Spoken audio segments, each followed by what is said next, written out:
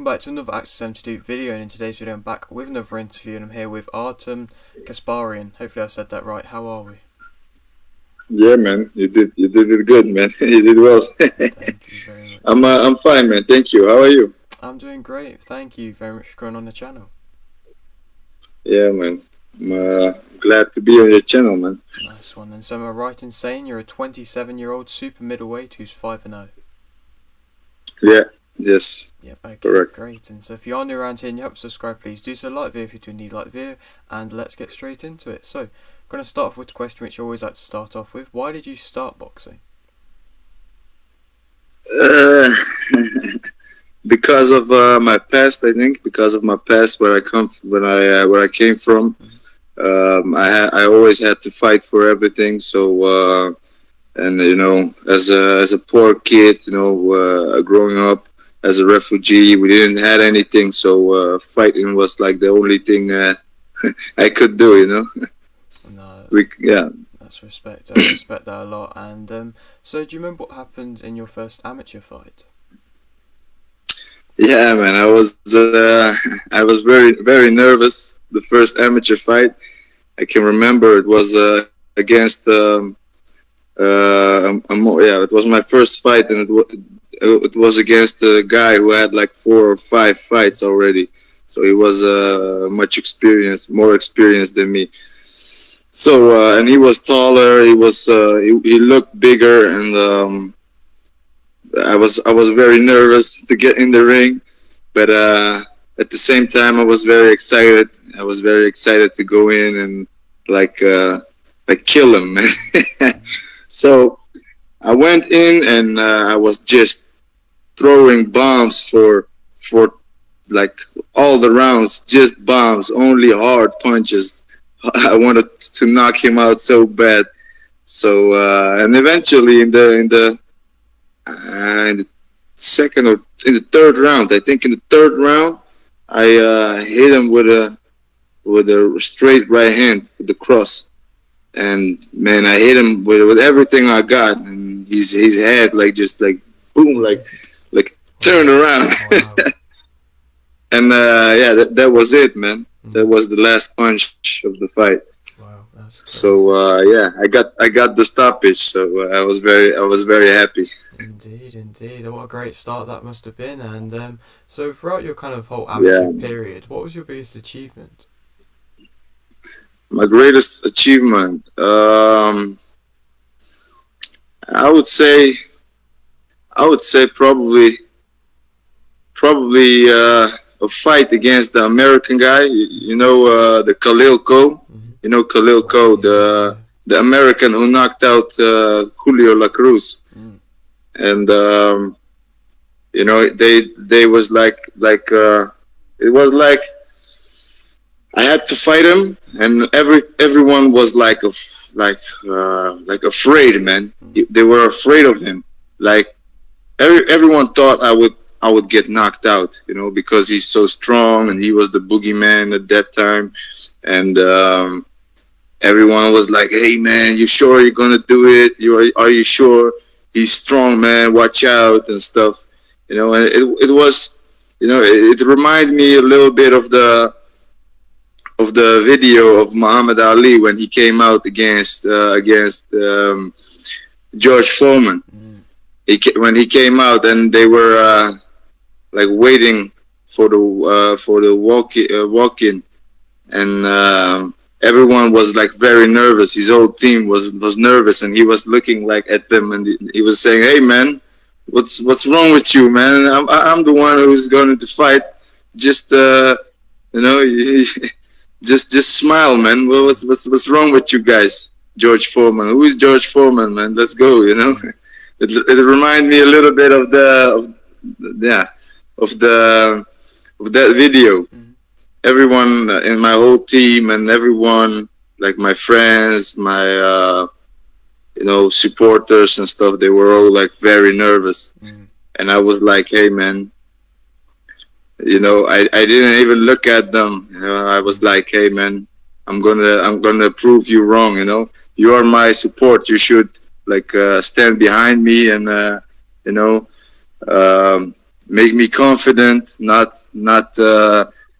do this stuff, you know. And then I had one friend of mine. He was like, "Hey, man, don't worry, go in there. You're the best. I know you can do it and stuff." And he was with me in the dressing room, and he was like cheering me up, you know, like, "Hey, man, come on, this is you can do it. He's nothing, you know. Go in there, and I know you're strong. You can beat everyone." And that was good. He was the whole time he was with me, and he even walked to the ring with me. And then I won that fight. You know, I won all the rounds and by clear decision. So and everyone was like, wow, in shock, like, whoa, you know, he won that fight, crazy.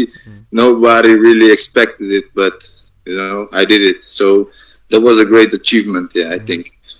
You know, because of you know, it was more mental achievement. You know, it was nothing like important. Nothing important. It was not for a big. It was not a big tournament or a big medal or for a title or something. No, it was just a fight, but it was a big achievement for me. You know, because you know, I did it. Nobody believed in me, but I did it.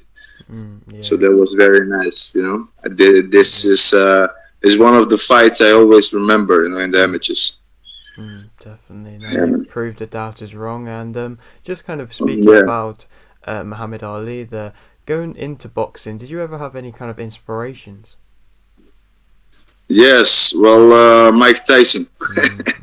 Mike Tyson, yeah.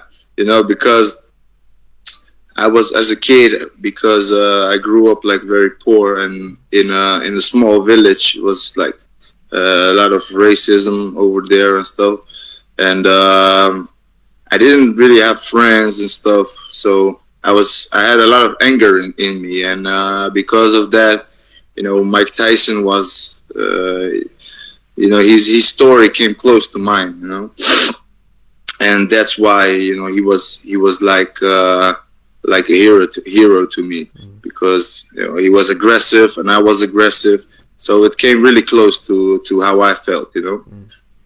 That was so Mike Tyson, No, of course, yeah, his story is great, and what a guy he was. And just to kind of speak about just kind of leaving the amateurs now, and so why did you end up turning professional when you did?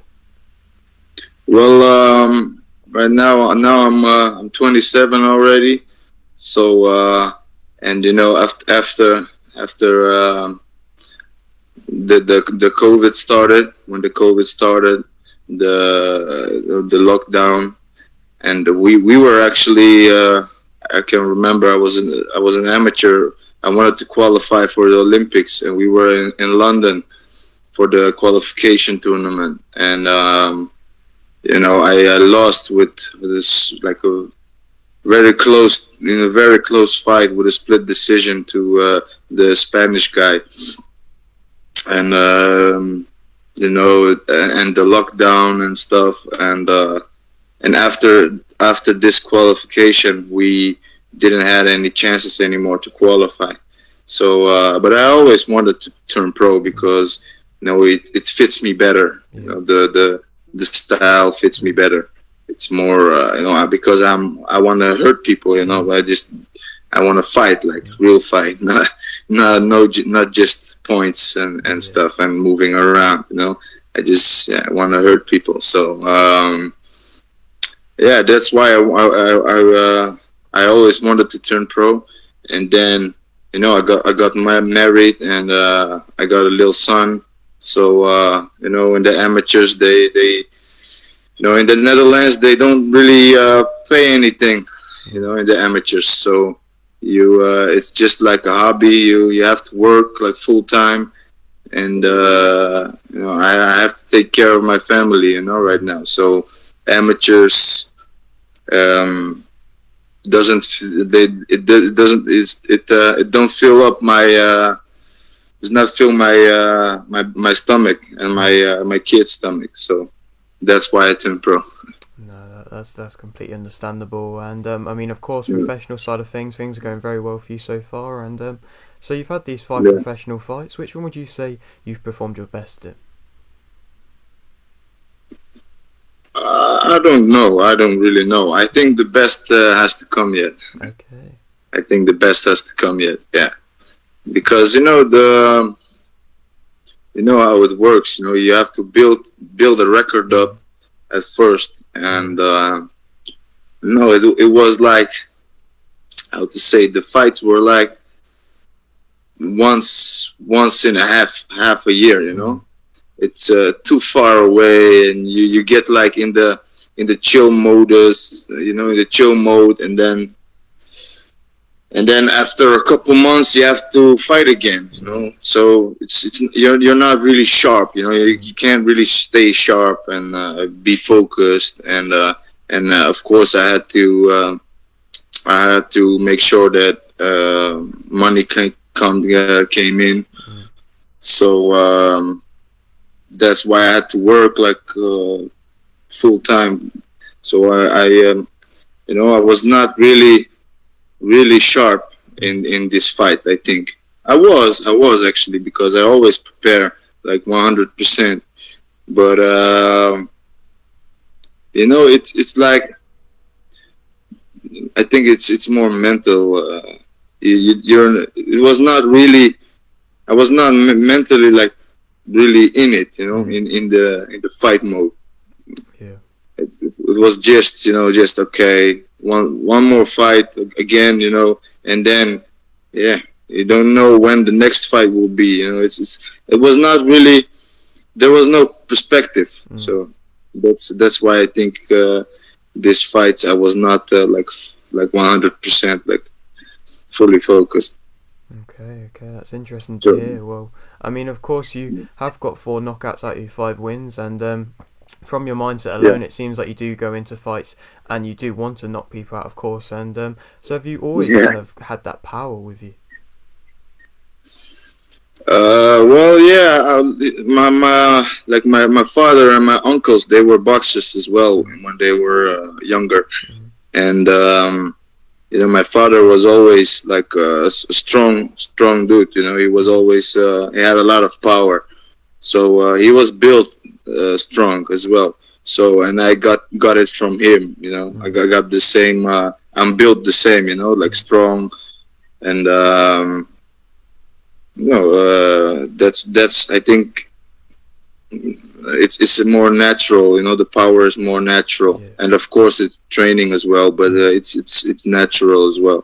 So I always had the power, yeah. Mm. But of course I was like, I love fighting. You know, Mm. as a kid I fought on the streets. You know, Mm. outside I fought everyone, and I fought bigger kids and stuff. So that's what made me even stronger, I think. Mm. Yeah, definitely, definitely. And so, I mean, you're at a just kind of starting point in your career at the moment. And so, what would you say is your current motivation? My motivation is my family, man. Mm. My family. That's yeah, 100% my family, man. Mm. I want, you know, I want my kid and my wife to have a, and my whole family, you know, my parents. I want them to have a better life, man, Mm. than yeah, what we had. You know, we struggled for like as long as I can remember myself. Yeah. We struggled, you know. So I want to make a change, you know. Mm. No. So yeah, that's my biggest motivation. Yeah, yeah, that's great to hear. Okay, and so I mean, you've got a fight coming up April 21st, not too far away now. And so how's Yeah, preparations been going for it? it's good. I'm here at the gym. I was just working out Mhm. by myself. So Mhm. yeah, it's okay. It's good. Mhm. It was a little bit hard at first because I had to work a lot. It was Mm. how to say, there were a lot of bills Mm. that came in, and I had to pay for everything. So I had to work a lot to make sure that you know, everything would, would get paid. So that was hard to train at that time Yeah. because I was very busy working. And, but right now I'm just more. I have more time. I have more energy, and I'm training full focus. Okay, that's good to hear. Okay, and so do you happen to know much about your opponent, or do you not really look too much into it? Not really, because at first I had someone else, and now I have someone else. Uh, Not really, man. Not really. I saw one fight of him. Mm-hmm. Like I looked at him for one round, and maybe later on I will watch it again, like 1 or 2 rounds. But that's enough. Mm. I don't like looking at every fight and Yeah. stuff and that. You know. Okay, that's completely fair. And so for anybody who might be coming to watch this upcoming fight of yours and haven't watched you fight before, what would you say makes yourself interesting as a fighter? I think I bring fire, man. I always bring the fireworks Yeah. because I love to hurt people, as I said. So it's always fireworks. It's not no. It's always interesting.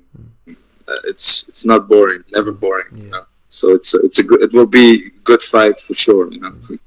Indeed, that's great to hear. And so you So, have been working a bit with Pat Barrett and Black Flash Promotions, and I was just kind of wondering what's it like working with yeah. them. Good. Yeah, good. It's very good, man. Paris, it's a very like cool dude, man. He understands me, and that's very nice. And he really wants me in his team. So I like that. Mm. I like that when Yeah. when he's really with me, Mm. and not just hey, you can fight over here and come and stuff. No, he's really with me. He's thinking with me to to promote me, to make me to expose, get more exposure, and get bigger, and that's very cool, man. I respect Pat a lot, man. Mm. He never forgets about me. He always calls me. He always text me. So yeah, it's very good. Good to hear. Good to hear. Okay, and so you are right at the beginning of your career at the moment, and so how far do you believe you can go? All the way to the top, man. All the way to the top. Yeah. How to say? I want to get as far as I can, and as I said, to the top, man. So and anything less than that, it's not enough. Yeah, indeed. So.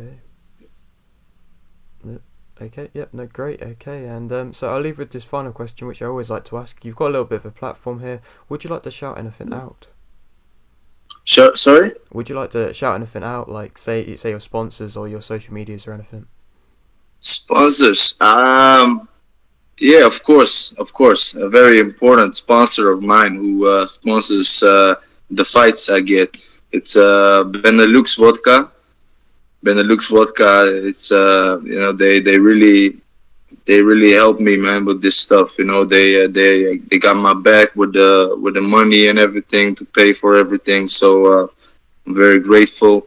I'm very grateful for Pat Barrett who helped me, who gave me this chance, and hopefully we can go all the way to the top together. And to the people, to the fans, I want to say, come to my fights, watch my fights, because it's always fireworks, and it's never boring. I'll bring the pain. I'll bring the action, or I'll bring the pain. So watch me fight, watch my fights. Follow me on Instagram. Follow me. Artjom the Tank.